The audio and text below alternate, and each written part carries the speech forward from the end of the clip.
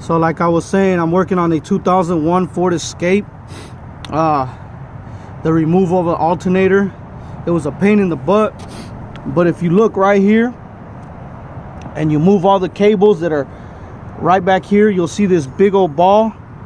This sits right here where my hand's at.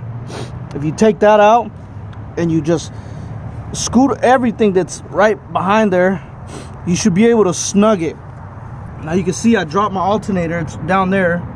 I didn't actually drop it. I set it down, but you can see it down there.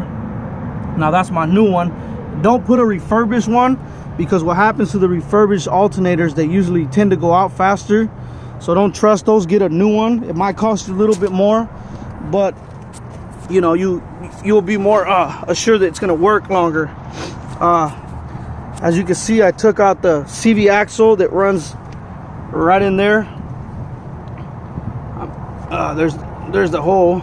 CV axle comes out. You got to pull that sucker out. Take it the brake caliper and rotor drum, whatever you want to call it, off of the ball joint. I release the tension off of the brake hose.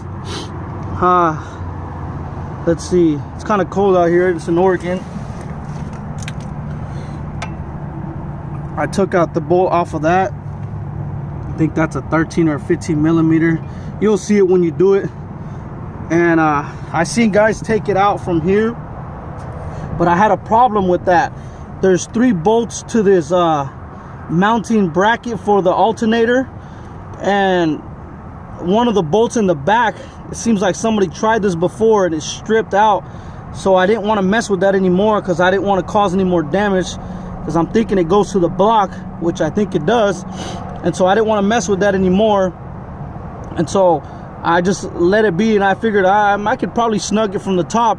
So that's when I came up with a different conclusion, and it worked. So those YouTuber guys, man, that make these videos, sometimes you got to take it with a grain of salt, because their way of doing it could be the way that they're doing it, and it might seem easier, but sometimes there's problems.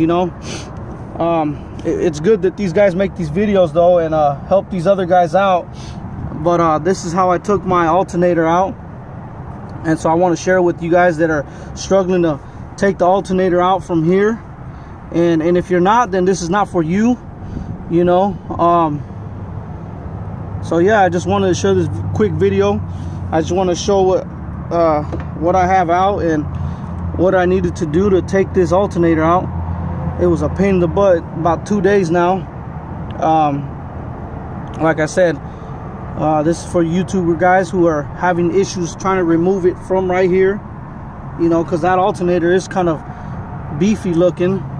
Then you got these bolts right here that are in the back that get in the way of pulling the alternator out.